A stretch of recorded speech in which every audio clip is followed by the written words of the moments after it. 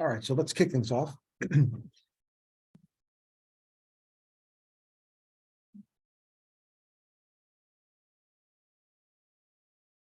All right, we're live. So this afternoon's patient is Annie Wilkes from Stephen King's Misery. Where would the group like to start? Probably Annie. What did you observe? So she fits the quote like the serial killer, the prototype of the angel of death, which is kind of serial killer that they're often medical professionals. They kill their patients usually. And there's like a few subtypes, I think, but she's the one where like she directly induces them and like saves them. Apparently it's called the malignant hero. I'm sorry, The malignant hero. Malignant I don't Hero. know if Okay, there's like an official term for it, but it kind of fits, I think, the description. is there evidence that she saves them? That's true. There's no evidence that she says it, but I think the part where she like does them harm is I guess for the case of for Paul, she does quote save him like, in a way, or like she I assume she caused the crash somehow and then like nurses him back to health, kind of that kind of mindset, I guess, is consistent. But Is everybody okay with the idea that Annie Wilkes caused Paul Sheldon to crash? Anybody have concerns about this? I thought about it, yeah. No. Yeah. But she did, she knew about the downtown. I feel like I would have moved past, I mean, moved to the town that he like does. But she said that he's been following it. Yeah, she said she's been following him and she knows like his patterns of like when he writes his books, he goes there and he's very superstitious. He only brings like one copy and then he has like a ritual. So I think she's like, it's hard to say because there's a lot of it's like, okay, she has a lot of elements, different things going on. One, she's like this kind of like unhealthy obsession with him. She like has a shrine kind of like of him and his like books in her house.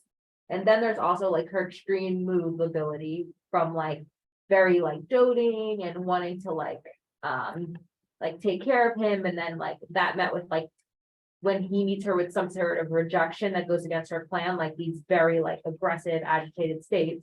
Then she also goes through like a depressive lull in the movie when like she realizes that like the love is unrequited. And yeah, so just a lot of different features of potentially different like conditions. So. Yeah. I don't know if she caused the accident per se. I think it may be safer to assume that she was following him and like stalking him almost like a predator would do his or her prey. It's hard to say what was going on in her head. Maybe there was an instance where she would want to like kidnap him or do harm to him or try to entangle her way into his life. But I don't think that she necessarily caused the crash to begin with. I don't think you can rule it out. No. Yeah. I guess my thing was that for this to happen while she was there in this isolated in an isolated place, I guess I just kind of, and also with the other kind of violent behaviors that she exhibits later, I didn't put it past her that she kind of could have caused it. Maybe not cause it in the sense of like cutting, the brakes or that kind of thing, but like it's like a wintry mountain road or something. I don't know. Maybe that part wasn't super clear, but I just didn't put it past her, I guess is the word. Understood. Yeah. So we know that she is following him. We know that she is stalking him. The rate of speed he's going, I don't know if we can take her literally with regard to his having left that hotel. Which that then means that if he does get into a crash and it is not because she sabotaged the road, it's just circumstance then that on this huge farm, she happens to be right where she is to save him around that curve. Right. So it may be a little bit more of a stretch to think that she didn't sabotage the road than to believe she did. And in the play, and I haven't read the book, but in the play, she sabotages the road. And I've been led to believe that the play is actually based on the book. So not having read the book, I assume that in the book, she actually does sabotage the road. She causes the crash. We have to check that. Nonetheless, it looks like she is playing the part of the malignant hero, Angel of Death. However, there might be evidence to suggest that it's much more complicated than that. And what evidence might, I think, put a little bit of a wrench into the Angel of Death theory.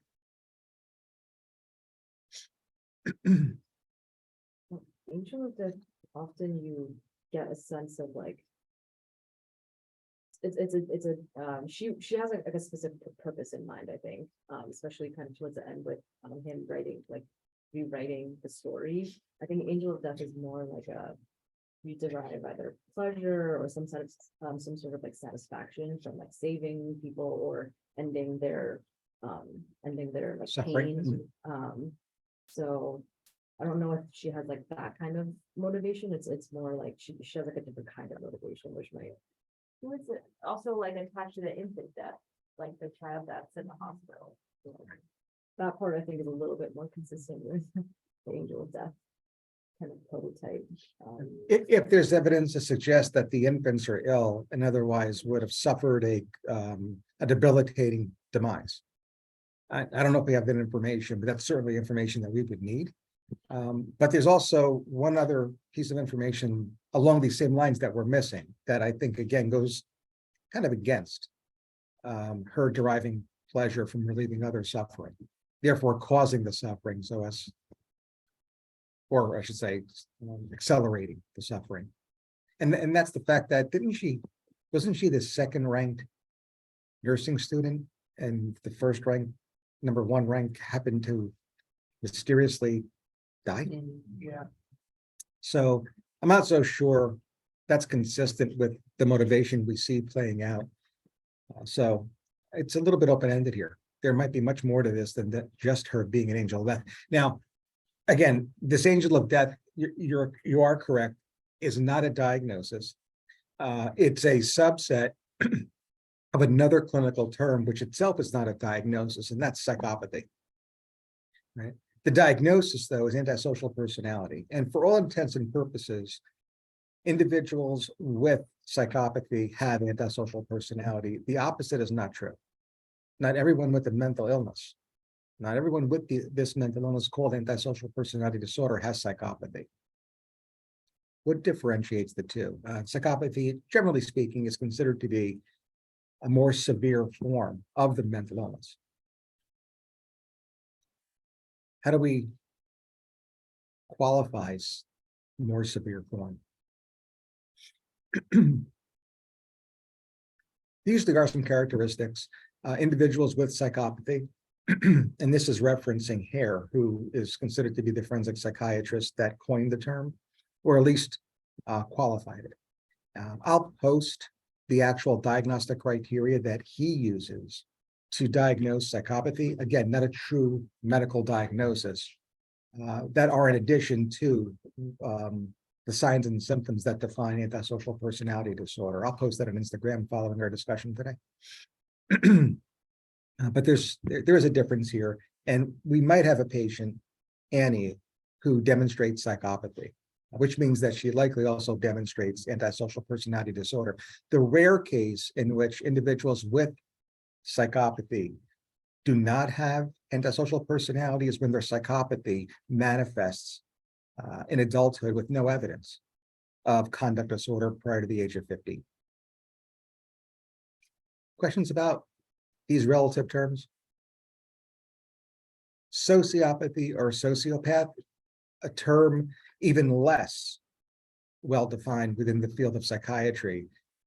Again, more times than not used interchangeably with psychopathy. Psychopathy, there is some evidence basis. Sociopathy, no. It's more of a layman's term, Hollywood term. So we're not going to use it today. Questions about Annie's antisocial personality versus psychopathy? I guess my, like, if we do say that it's like her, I guess, behavior was consistent with like a diagnosis of antisocial personality disorder,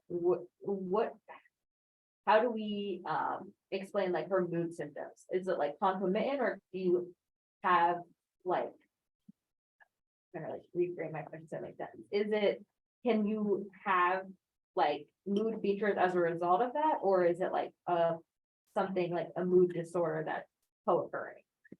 I think we're looking at a co-occurring disorder. I'm not comfortable. And listen, I'm a big proponent of Occam's razor and not make things more complicated for patients, but I am uncomfortable looking at what you identified, this mood lability and others, and saying that it is well explained by the diagnosis of either antisocial personality disorder and or psychopathy. I'm not sure that that rings true. All right, so that then begs the question, where with established psychopathy, where would you like to go next? In terms of Annie and our expanded differential? Want to stick with the mood component, or have you observed other things you want to discuss?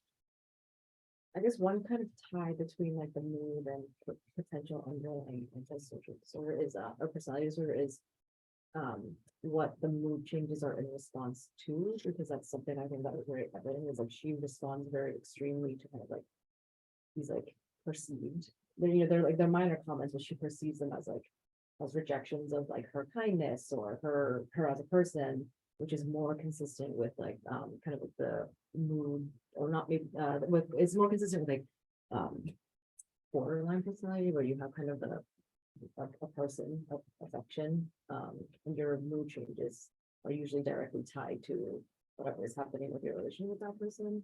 So it could be kind of like a mentioned. And that makes a ton of sense, because the borderline personality disorder is in fact a cluster B personality disorder, meaning that this condition or even traits of the condition will tend to cluster with other illnesses in the same grouping, including but not limited to antisocial personality disorder. So the mood lability and the rejection sensitivity are very consistent with, believe it or not, antisocial personality, not because it's part of the DSM definition, but because this condition tends to cluster with other conditions within that same group, including borderline personality disorder. And so we may have something there.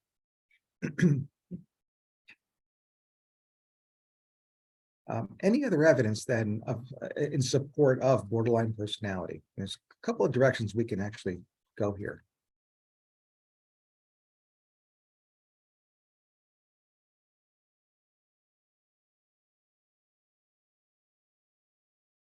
There was evidence of spelling in the movie. Is there? Yeah, I was thinking about that. Is there any evidence of splitting in this movie? But I can't recall the scene that was like, from the start, and she did, but she wrote the word. I can't recall the exact word that he said, but it was like day and night switch of like, he's like this great person, he's this great author. And then all of a sudden he's like the worst person ever. I think that was the first time like he calling the violent side of her. Right. In addition to the rejection sensitivity, that aspect of affective instability, that rapid switching, is consistent with splitting as a defense mechanism. That is, it's theorized that splitting causes that mood lability. That is itself the finding of borderline personality disorder. It's in the DSM definition, mood reactivity. So yeah, so there is some evidence of this, but there might be even more evidence. Not necessarily of traits consistent with borderline, but something in addition to all of that. Borderline personality disorder is conceptualized to be on a continuum with other disorders. What other disorders act on a continuum with borderline because they usually share a common past history? That is third variable etiology. Trauma? So what can trauma induce that would actually show itself in the DSM in addition to borderline? Louder?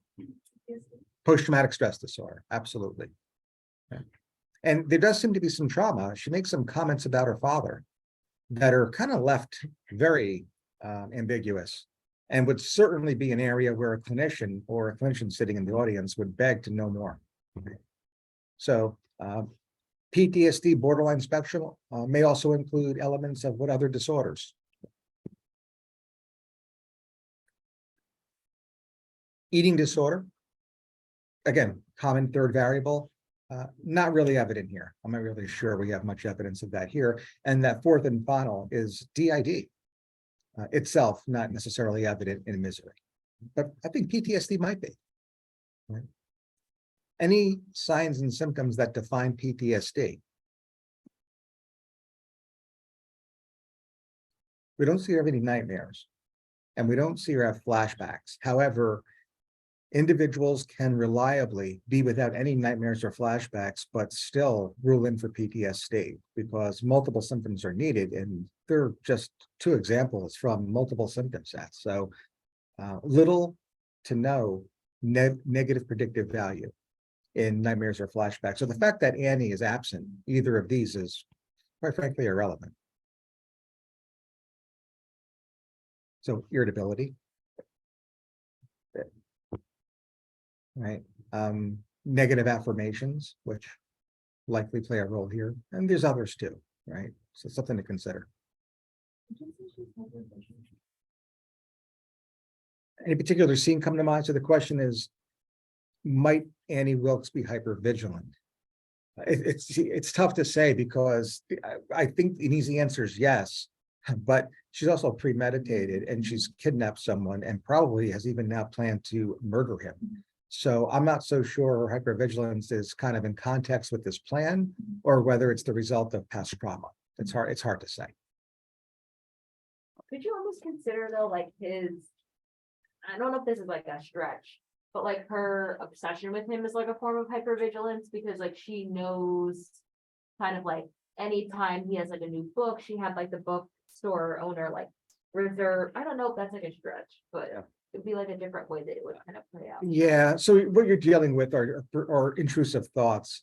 And here we have to tease out one example being hypervigilance from perhaps obsession.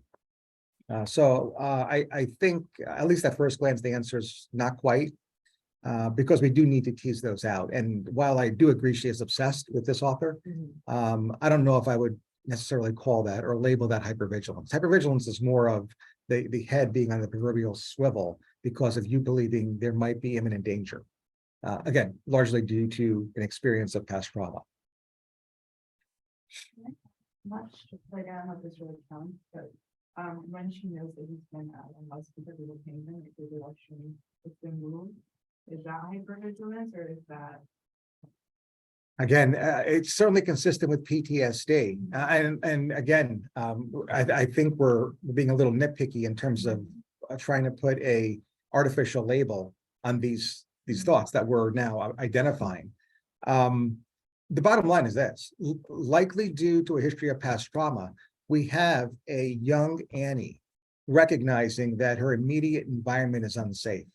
And one of the ways it appears that she has then exerted and then therefore taken back control over her life, over her environment, is through these thoughts and need for orderliness, identifying that the penguin always faces due south. So, I mean, how different is that from hypervigilance when we know that whether we call it an obsession or whether we call it hypervigilance, it's anxiety that's stemming from the same place. And that's apparently early childhood trauma. So again, so while I'll say no, I don't think that's necessarily hypervigilant. That's more of an obsession. What I'm basically saying is yes, because these are fabricated terms, they're artificial. We've created them to describe, and in this case, it sounds like very similar things, especially since they both originate from the same, that same third variable. The other part of her obsessive compulsive traits kind of merges with this idea of antisocial personality disorder, perhaps minus that history of conduct, therefore psychopathy, becoming a predator. I mean, predators who don't have obsessive compulsive traits usually have poor performance, but not this one. This one really had an attention to detail that made her an apex predator.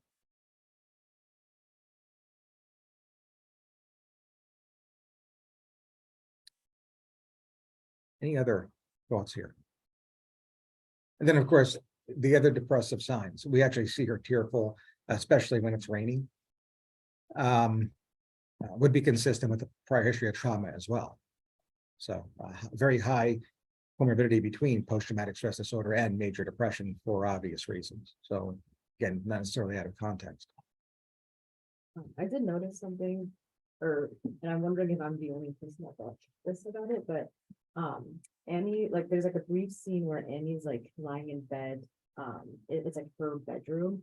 My kind of like initial impression of it was that her bedroom was very like childlike, almost like she's like lying in bed eating chips or something, like it was very like childlike, and I think there was like I feel like it was a twin size bed. Yeah, and everything was like very close together. I feel like she was in like a smaller bedroom and he was in kind of like almost a more master style bedroom with like like a desk and these things, and her bedroom just felt smaller and a little more childlike. And I wonder if, I don't know, I'm like trying to see if anyone else kind of got that impression of like it being childlike, maybe. Like her behavior is also very childlike.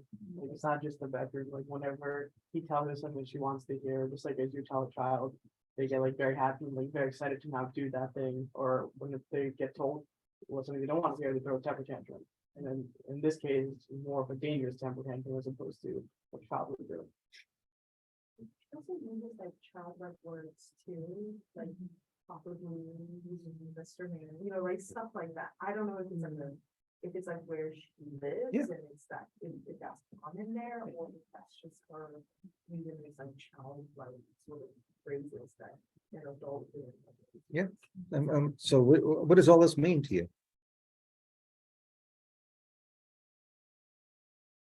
Is it possible that because of the trauma, she's sort of regressed in development, and that's sort of like her regression is her defense Yeah, mechanism? I think it's fair. Yeah. We actually see this in Aronofsky's Black Swan too, right? I mean, when we look at Nina's bedroom, it's like a 4-year-old's with little stuffed animals. Yeah, very similar here. Now, and interestingly, Nina's post-traumatic stress is expressed, phenotypically expressed through eating disorder, right? Black Swan is about anorexia nervosa. In this case, we have the same trauma and probably from the same character, Dad, that is manifest, phenotypically expressed through borderline personality. The question would be, those are like regression and fixation without knowing the full history of this character previous. How would you differentiate? Would that totally be on the history of when she displayed behaviors first? Like, can we determine if it's fixation or regression? Oh, yeah, I mean, fixation, we'll reserve that term. And again, these terms are very closely related. But the idea for fixation is not a defense mechanism. Fixation is it's a deficit. It's an adverse outcome. An individual is stunted in their usually emotional development. Regression is the defense mechanism where an individual who is chronologically older, probably due to stress, resorts back to that experience. Yeah, so it's related terms, but one is a defense mechanism, fixation is not. And I think the other part that you identified, I think Paul is in her father's bedroom. The bit you noticed it was a bigger bedroom. Hers looks like it's untouched since 30 years prior. And I'm just wondering if Paul, this father figure, this person that she's looked up to, this idealized dad, is actually occupying her father's bedroom. So something to consider.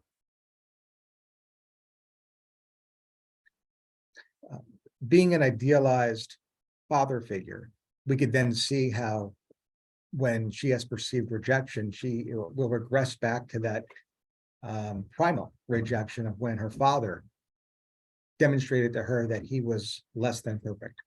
Right? As children, we grew up idealizing our parents, understanding they are perfect until one day they demonstrate that they're not.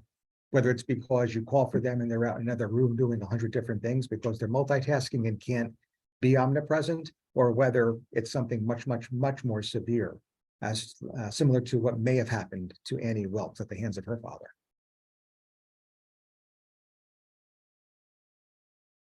it's part of the past psychiatric history. That certainly may or may not be true, but the only way to find out as a clinician whether or not it does exist is to inquire about it. So this is all speculative, things that we're discussing in the context of trying to understand the behavior that Annie presents to us that we observe. No clinician would watch this movie and think not to, or perhaps even avoid asking these questions. Very difficult questions, but questions that we would ask nonetheless. Other observations? Is that part of her psychopathy or is that part of her obsessive compulsive? Both. Okay. Both. But it just seems like for someone who's as smart as she is to get away with all these things, that she keeps this like token. The that trophies. could be the, Yeah. you know, if that moment could be the evidence that they need to, you know. But how many times have we heard this in true crime stories, right? Where people who are incredibly intelligent keep trophies, and some of whom actually test IQ 170, keep trophies.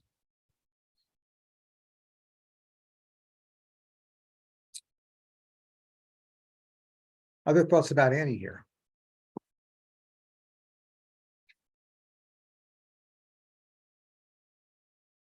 I guess I was just trying to like understand more of like her, like the extent of her like identification with Misery, the character.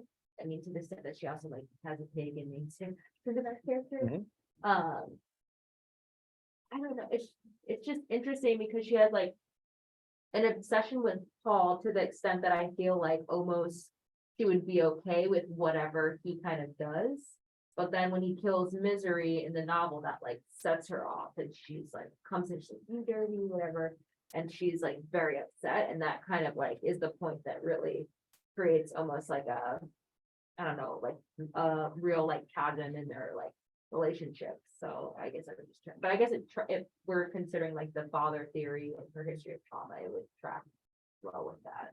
Yeah, Paul represents both an externalized and an idealized father figure, as well as the idealized lover too, which gets this incredibly Freudian, right? Because when Annie was young, Sigmund Freud would say that the first model of what the opposite sex would do and should do would be from her father, right? Again, very Freudian. And that's resolved around 4 or 5 years of age during the phallic stage, right? That's universal. So, and we get a little bit of this, it again, is teased out a little bit better in the play, but when her father dies, she relives that abandonment, again, consistent with borderline personality disorder, with her first divorce. And she actually says that when she gets divorced, she's employed, she takes night shifts. She just basically throws herself into her work. And because they are night shifts, she's able to have substantial free time where she really just gets lost in this fantasy world that is built by the creator, right? The dad figure. And that's Paul Sheldon, the author. So she quickly identifies with Misery. And the fact that he kills Misery off, now present day, albeit 1990, she now has another perceived or perception of abandonment, replaying the trauma of the divorce, replaying the trauma of her father's death. In this case, and this is very similar to A Fatal Attraction, I believe in 1987-ish, where Glenn Close's character, upon the death of her father, mourns the death of one of the people most closest to her, who also happens to be her predator. And do you embrace the fact that your predator's dead, or do you mourn the fact that your dad is dead? And the obviously answer is both. That's ambivalence. We might be seeing that played out here, replayed when she gets divorced, because there might be evidence to suggest that her husband is also abusive. There's a reason why they got divorced. And now she has another perceived abandonment. And this time she has made her mind up that my dad's not going to do this to me a third time. This is one that's I'm not allowing to get away. So Paul has no clue what he's in for. No.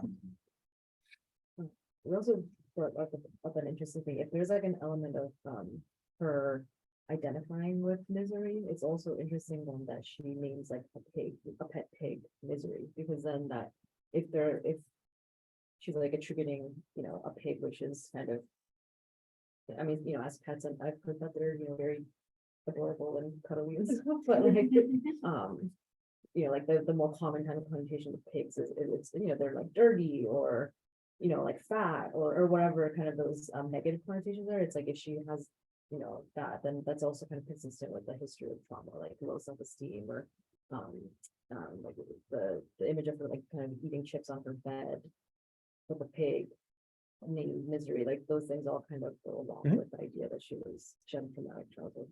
I agree. There's also, I don't know, there was like a symbolism in that she dies. With the statue of the pet pig, right? Like, that's what he bashes her head in with. It was the statue of the pet pig named Misery. So in like a sense, it's like misery. killed them. I don't know, that's kind of. Oh, yeah, no, I think that, I think there's intended symbolism. Oh, yeah. Yeah. Why are we not discussing delusional disorder when it comes to Annie Wilkes? Remember that we had reviewed this before. There are 5 themes, otherwise subtypes of delusion. That's JPEGs, jealous type, persecutory, erotomanic, grandiose, and somatic. Now, I think Annie, if we're to consider this, might be mixed type, meaning that she demonstrates multiple. There might be a sense of erotomania here. Of course, that delusion, that breach in reality testing is actually contested and confronted. Yeah. And she kind of addresses that when she says, and I have to paraphrase, I don't know the exact quote, but you'll never know what it's like, or for someone like me to be in love with someone like you, or something along those lines. Yeah. Basically, Paul's arriving just allows for the subconscious to come to the conscious level for her, right? She has to confront that erotomania, that erotomanic delusion. And then the other one is actually manifest. That is the other theme of delusion is manifest when it is raining. She comes in, she is depressed. And then soon thereafter tells Paul that she had a revelation, she spoke to God. And God told her why Paul presented to her farmhouse that day, because he told me to help you write your next novel, right? So I assume that she's not speaking in metaphors here, and that she truly believes that she spoke with God, and that would be the grandiose type of delusion, along with erotomania, maybe delusional disorder, mixed type. Okay, something that I had considered earlier was a potential, if we're thinking future diagnosis, like schizotypal with like an overlying like frank schizophrenia, like that goes into kind of psychosis, because I think her obsession with like characters to the extent that she has them, which is like shrine and all this stuff, is sometimes used. I don't think she behaves particularly oddly, but like just kind of that extreme level of obsession with like a fictional character and like the level of identification and that kind of thing, it might be consistent there. And then but like I think schizotypal can be diagnosed before sometimes like frank schizophrenia occurs kind of, and this could be like an maybe like an episode of almost psychosis when like some of the negative symptoms or like the depressive symptoms we see, and there's like the psychosis component of where like the talking to God or kind of thinking that she can do this to another human being. Looking at the way you explain this, if we investigate and it looks as if there is a probability that Annie Wilkes has a cluster A personality disorder, rule out schizotypal personality disorder. Any evidence of delusion, I would suspect, would be part of a process usually referred to as stress-induced psychosis rather than new onset schizophrenia. It would be hard to kind of formulate there's new onset schizophrenia at this particular age. That'll be very atypical.